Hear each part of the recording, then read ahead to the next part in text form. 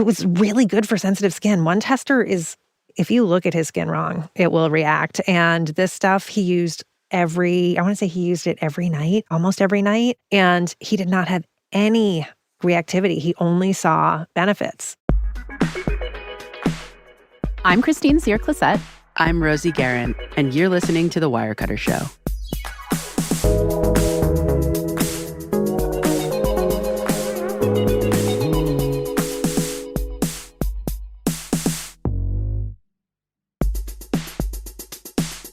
Rosie. Hello. Hello. Hi. We are talking skincare today. I love it. Are you into skincare? Are you doing like multi-step? What's your routine? My routine is I pat myself on the back when I have washed my face properly and put on a moisturizer. Well, that's not bad. I do have a routine morning, evening, but I am far outpaced by my 12-year-old at this point. She's doing so much more to her skin, and That's it looks wild. great. Let me tell you. To be fair, she is 12. Today, we are diving into the world of retinols. These are pretty powerful anti-aging products that can boost collagen. They can minimize the appearance of pores and wrinkles, and they can just make your skin look younger and beautiful. And, you know, it is one of the few active ingredients that I think is universally recommended by dermatologists as a true anti-aging product. I'll tell you what, most of what I know about skincare is from you and Kyra. Kyra is way, way more. It's too bad she can't be here today. She's out of town, but she truly is our skincare expert. But we are going to be in good hands. Today, we are talking with two experts. We're going to have a twofer today. First up is Dr. Nikhil Dhingra. He is a board-certified dermatologist at Spring Street Dermatology here in New York City. He's actually going to talk with me first about the basics of using retinol and how to choose between an over-the-counter product and when it's time to go for the big guns, a prescription from your dermatologist. And of course, Wirecutter has a full guide on the topic with lots of over-the-counter recommendations if that's where you want to start. And we're going to talk with editor Rory Evans, who tested dozens of options for Wirecutter's guide to retinol products. She's going to break down what to get if you don't want or maybe you don't need a prescription retinol. After the break, I'm going to be back with Dr. Nikhil Dhingra to get the inside scoop on what a dermatologist recommends when it comes to retinols. We'll be right back.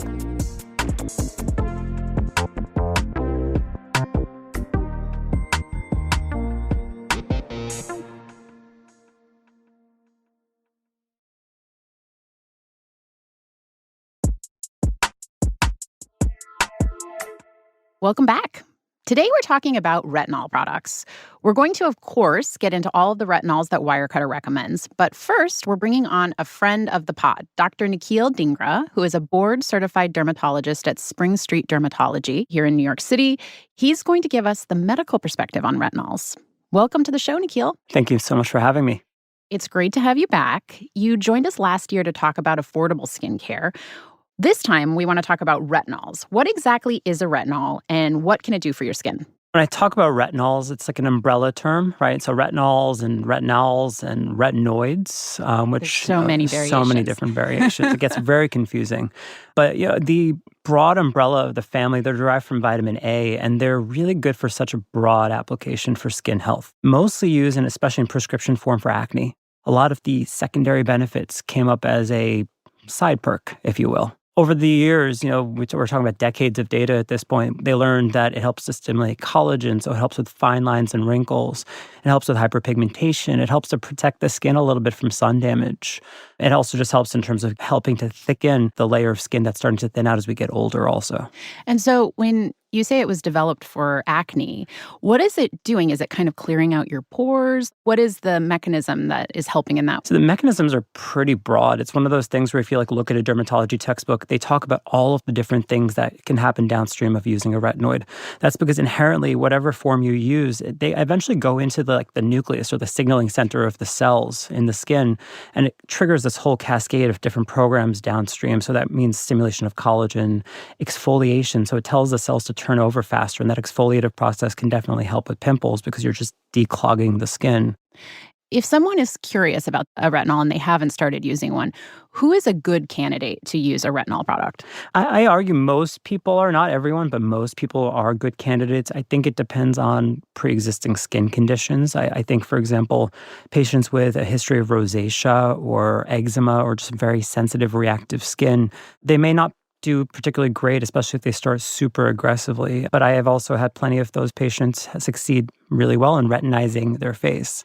I often think of retinol as something, I started using it when I was in my 30s. How early would you recommend someone start using it? I get that question all the time. I think it depends. I have teenagers on it for acne purposes, and I think even from an acne perspective, it's not curative. It kind of suppresses that acne pathway. And so for a lot of them, they continue to use it as part of their inherent skincare routine, especially as they get older. I think the motivations shift, right? It's not unheard of to have acne in your 20s, but the odds go down significantly because hormones shift. But then you start to think about wrinkles and anti-aging. And, I think the motivations are very different then. So I started mine maybe when I was 19 or 20. I'm turning 40 this year. I'm still using it today. And your skin looks great, by the way. Thank you very much. In our last conversation, we talked a bit about how younger tweens should not be using active ingredients. I know my tween has asked me about buying retinol products. Is this something you shouldn't be using if you're 12, 13, unless you've got acne? How do you navigate that?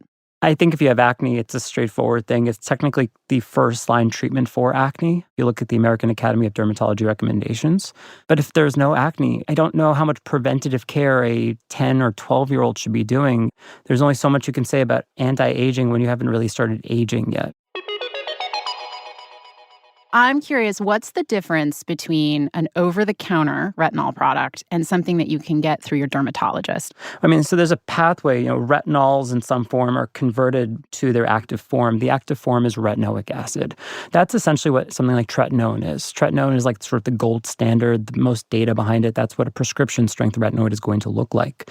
Technically, tretinoin doesn't need to be acted on by the skin. You apply it, it's already ready to go and do its thing.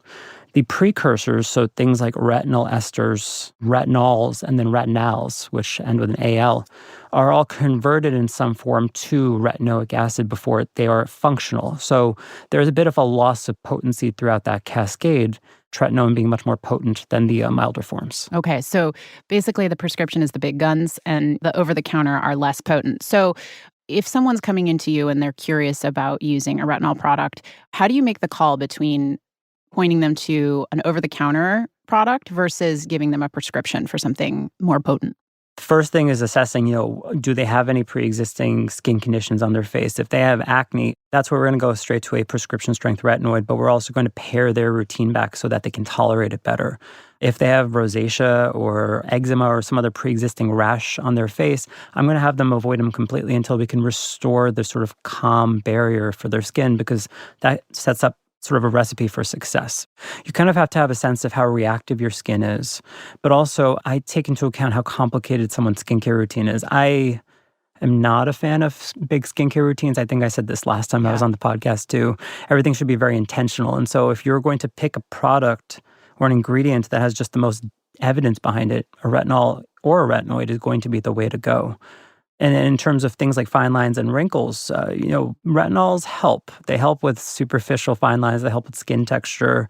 As for deeper wrinkles, that's a little more complicated because there are two types of wrinkles that we're tackling. There are dynamic ones when we're moving our faces, and then static ones, which are just wrinkles you see at rest. Right. So the older you get more of those static wrinkles, right? Which I think is in my experience, that's the sort of thing that I'm a little bit more trying to treat. So to your point, though, around a retinol product being one of the most effective things that you can be using, how does a retinol product compare to other treatments you might be able to do at home? So I'm talking like a red light mask or exfoliators. Where do you put it in the hierarchy of effectiveness?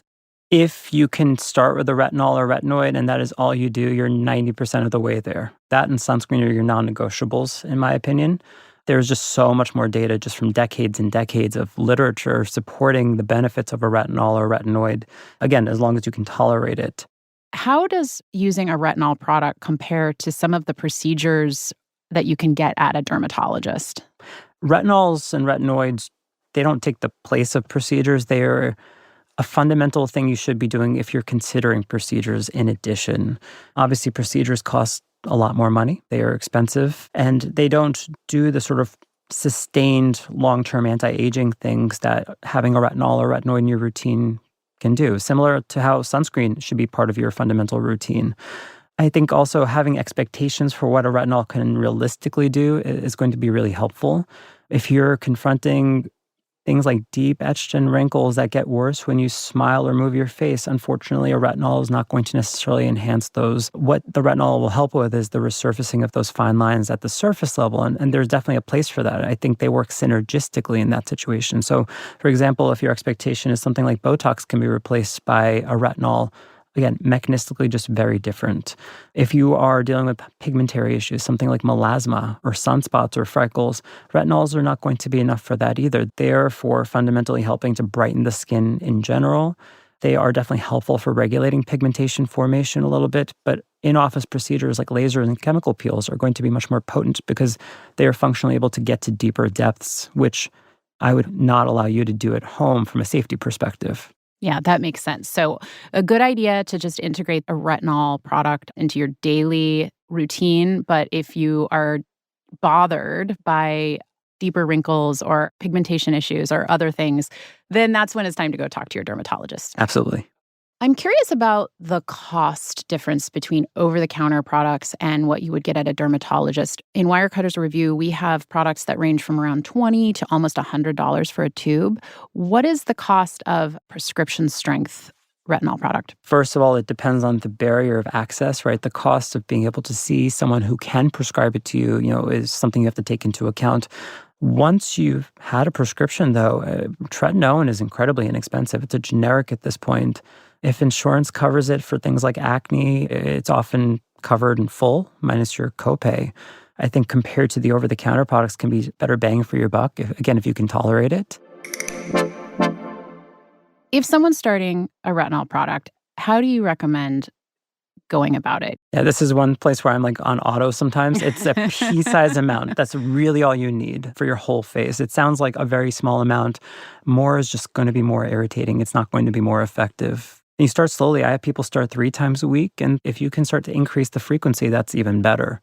Build up slowly, and even at the initial sort of onboarding phase, if you're having some issues with tolerability, there are a couple of tricks. The first is go really simple with everything. I think I've said this so many times now, but I like brands like Vanicream or La Roche-Posay, something that just doesn't have a lot of other ingredients in it that might irritate the skin. And so that allows the barrier to sort of be hardied from just not using other things. And moisturizing initially and then putting the retinol on and then moisturizing again in the sandwich method. The sandwich method. The sandwich, okay. Really, really popular to talk about nowadays. But you're effectively diluting down the retinol a little bit by decreasing how much of the medicine's penetrating directly into the skin, but it allows for you to ease into it even more gradually.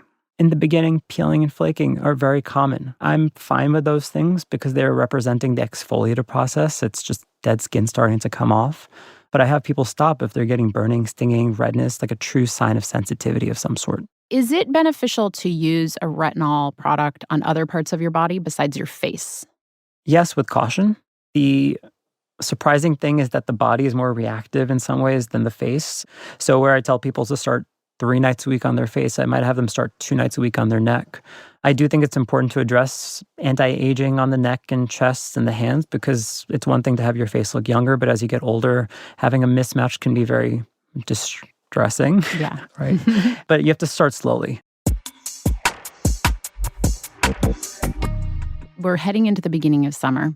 What is your advice around using retinol products in the summer? Because am I right that it makes you a little bit more sensitive to sunburn? Somewhat. Okay. It's a controversial sort of topic, right? And so if you look at the data, a lot of the studies were not necessarily done in human skin. Oh, okay. The actual molecule itself is photolabile, meaning if it is exposed to sunlight, it will deactivate, which is why I have everyone do their retinols at nighttime. Okay. That's sort of the first key thing. I don't have anyone slow down their retinol use in the summer months. It does make you more prone to irritation. So that is a realistic sort of downside. The combination of sweat and prolonged sun exposure and extra layers of sunscreen can definitely introduce some more irritation potential. And so that's one thing to keep in mind. In terms of actual sun sensitization, that's where I say it's controversial. There's some data suggesting that that is true, but then there's other data suggesting that that may not be true at all. So you don't have to stop your retinol in the summer, but you should be wearing your sunscreen and keeping it simple. Absolutely. As long as you're taking the precautions, I'm fine with you continuing to use them. Great. Well, thank you so much, Dr. Dhingra. We are excited to have you back. Sounds good. We're going to take a quick break. When we come back, Rosie will join me to talk with Wirecutter editor Rory Evans about the over-the-counter retinol products that Wirecutter recommends. Because seeing a dermatologist for a prescription version may not be where everyone wants to start. Luckily, Wirecutter has some great recommendations at a variety of prices. We'll hear about it in just a sec.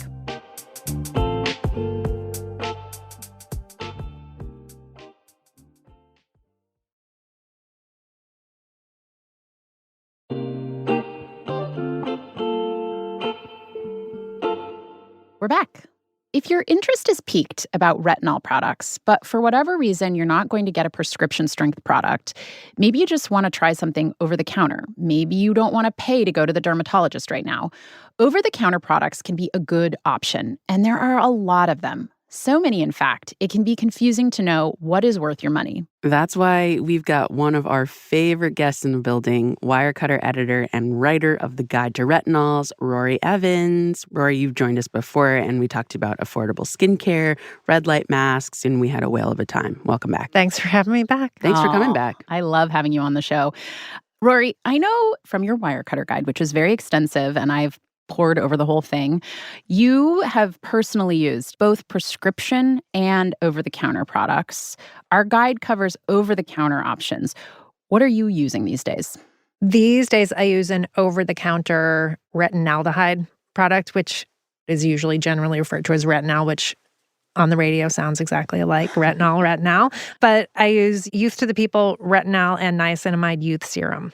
And why are you using that instead of a prescription? I guess I don't go to the dermatologist that often. When I was on prescription strength, it was decades ago, and it was to treat acne. And also part of it is that you can't be on a prescription while using an over-the-counter, and I was writing this guide, so I just kind of like You had to pick a lane. Yeah. Can we do some definitions before we go Yeah, I any think that's a further? good idea. Yeah, okay. Because we have retinol AL, retinol OL. You've thrown a few in there. So Retinaldehyde. I mean, Okay. it's like a Wild West here. Okay, Yeah. so the over-the-counter retinoid ingredients react with your body's enzymes to convert into retinoic acid, which is the stuff you're buying prescription strength. And retinaldehyde converts in one step. Retinol converts in two, and retinol palmitate converts in three. So it's sort of like how many steps it takes to become the thing you want it to be. And then sort of the outlier is adapalene, and that doesn't convert to retinoic acid, and it interacts differently with your skin to limit oil production and to minimize inflammation. It's mostly used in acne treatment, but some people do use it sort of as an anti-aging product. And they all come in different strengths and different concentrations.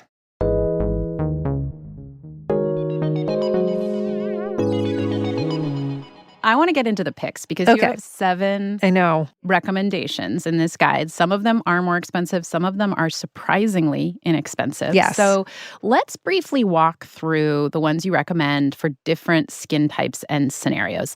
Let's start with quote unquote mature skin, whatever that means Right. to you. What's your recommendation for mature skin? Our recommendation for mature skin is Skin Medica Retinol Complex 1.0, which means it's 1% retinol with an O. And it features one of the strongest versions of retinol, but despite that strength, it was still able to like soften the appearance of fine lines without much irritation at all. And it also comes in a range of strengths so that you could ramp up if you wanted to. And how much is this one?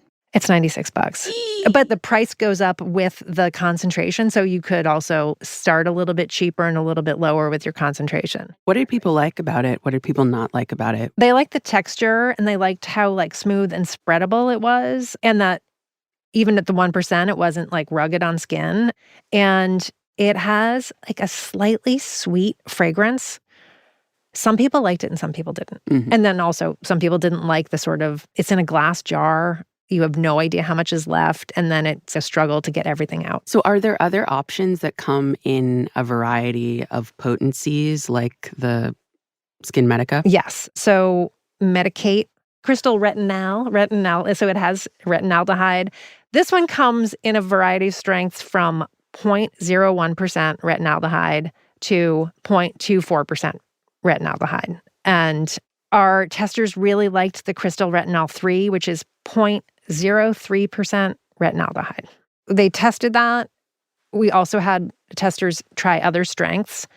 You're not starting with an entirely new product. You're using the same recipe, but like the amount of the active is a little bit higher. So that's what we like about it. And that's why we sort of made that pick for if you want to sort of start and then have a little bit of room to grow with it. And how much is that one? That one is $65. That's also one that like it goes up a little bit as you're getting the higher concentration. Testers really like the packaging on that because it's a tube. It's almost like the size of like a travel toothbrush tube, but it has a pump top and a plastic cap. It can stand on its own in a medicine cabinet.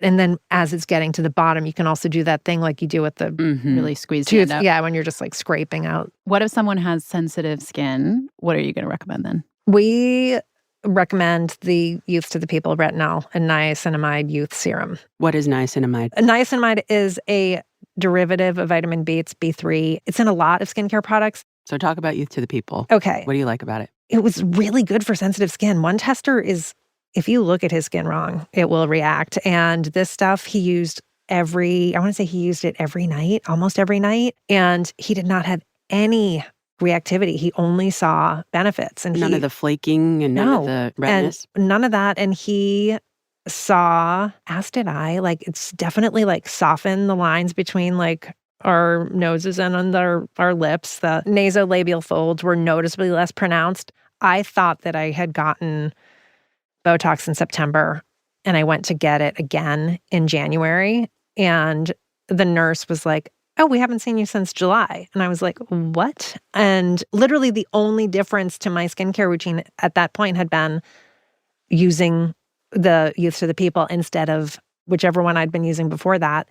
And I was like, okay, I got like 8 extra weeks out of Botox. I can just hear people like clicking right now. Yeah. Exactly. Where's the link? I know, where's the link? The issue is price. It's not that expensive. Tell me how much it's it is. $72. It's a lot of dollars, but it's sort of like in line with the other like our more expensive picks. This is also 0.15% retinaldehyde, so it's higher. It's a good amount, right? And I don't know. I think that like the proof is in the Botox pudding, or like the proof is in the Botox savings. Can we talk about dry skin? What are the recommendations there? Because that's an issue for folks too. Yes, especially for a retinol product that can be drying to your skin. So, and I think a lot of people are like, I have dry skin, I can't use it because it will dry me out even more. So for that, we have Liliana Naturals retinol cream, which is like available in store at Target, mostly at Amazon. It's affordable, but it's not a drugstore brand in that you can't just like grab it around the corner. And this one is creamy and it looks a lot like a facial moisturizer. And people like that. And so that was nourished and soothed their skin as well as having retinol benefits. One tester in her late 50s, she had been a chain smoker in her misspent youth. She says she has puckery lines around her lips that show how much she smoked. And she used this and she felt like it had made her feel like those lines weren't as noticeable, which I think is kind of a win. Yeah, definitely. Yeah. If nothing else, it's a good moisturizer. So. Yeah, exactly. Yeah. The Youth to the People had niacinamide in it. Does this have other things in it that help with the moisturizing? It does. It has like sort of moisturizing all-stars like hyaluronic acid and glycerin. And how much is that one? That one's $22. That is very reasonable. So you mentioned using a retinol for acne earlier. So what you have a recommendation for that too. What is that and why do you like it? It is the La Roche-Posay Effaclar Adapalene Gel, 0.1%. So this is sort of the highest that you can get over the counter. When we first published this guide, we did not have an adapalene in it. We were sort of so focused on anti-aging. And then we got like really valuable comments from readers that were like, I use adapalene to treat as an anti-aging. I use it. That's what I use. Yeah. And my dermatologist said, great. He gave me a thumbs up. And does have like some anti-aging benefits. It's not as well studied for anti-aging, but like if it makes you happy, like if it works. I buy sort of like a drugstore version of this and it's very affordable. Why should I consider the La Roche-Posay for this? Which is more expensive. It's about $40, I think. Yes, it's $40, but the tube is big. And our testers tried 7 of them. Some of them were $6 a tube and some of them were $40 a tube, which is the La Roche. But it was the La Roche in particular that people felt like it worked really well. It softened the appearance of acne overnight. Is it like softening? What is it doing? It's just like taking down the inflammation and it's making the acne look not as big, not as red, not as angry. Can we talk about our favorite store? Trader Joe's? It's not my favorite store, but I think it's your favorite store. Oh, I meant our society. Right, exactly.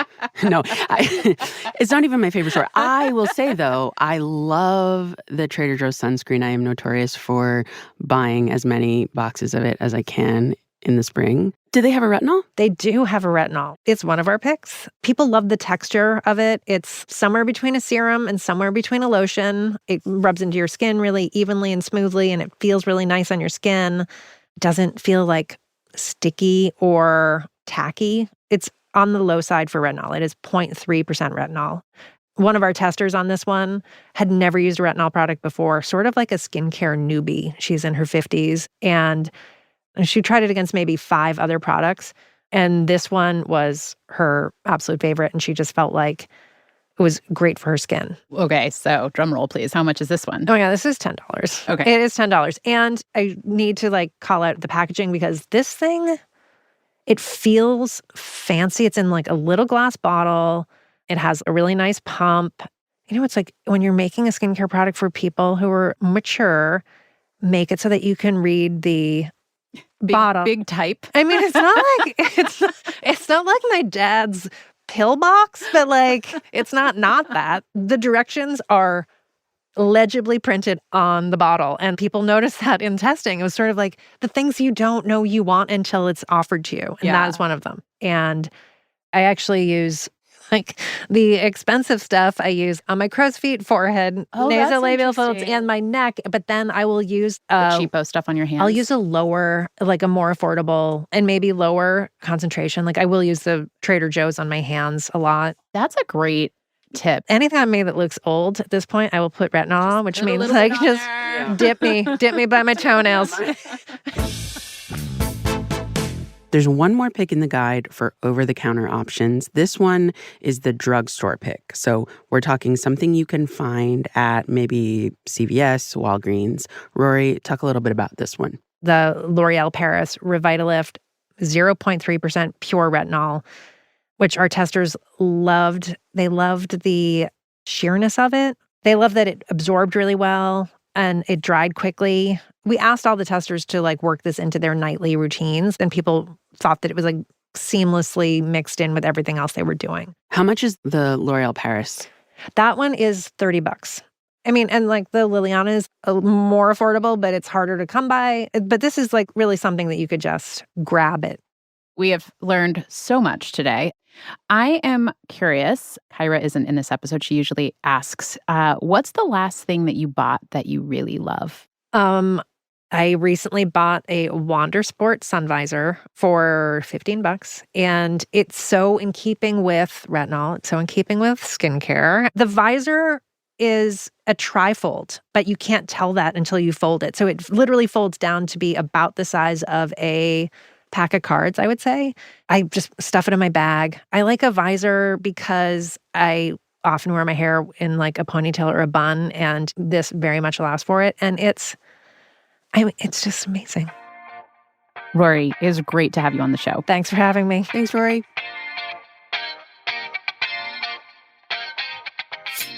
All right. We learned so much about retinol products today. A lot of good info. Both from Dr. Dhingra at the beginning and then from Rory. So, Rosie, what are you taking away? I think I might take a baby step into the world of retinol and try the Trader Joe's brand. Yeah. If only because it's inexpensive. If I like it, there's clearly a whole world I can wade into, but it feels very low stakes. Yeah. So I have been using a product for about 3 or 4 years. I have actually been kind of curious about talking to my dermatologist about going prescription strength.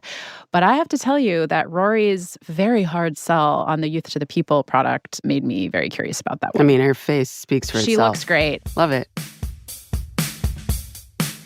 If you want to find out more about Wirecutter's coverage, if you want to read Rory's writing and reporting on retinols, head to our website, or you can find a link in our show notes. That's it for us. Thanks so much for listening. Bye.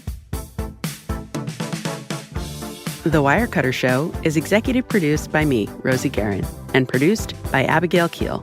Engineering support from Maddie Mazziello and Nick Pittman. Today's episode was mixed by Catherine Anderson. Original music by Dan Powell, Marian Lozano, Alicia Itu, Rowan Nemisto, Catherine Anderson, and Diane Wong. Cliff Levy is Wirecutter's deputy publisher and general manager. Ben Fruman is Wirecutter's editor-in-chief. I'm Christine Cyr-Clisette. And I'm Rosie Guerin. Thank you for listening.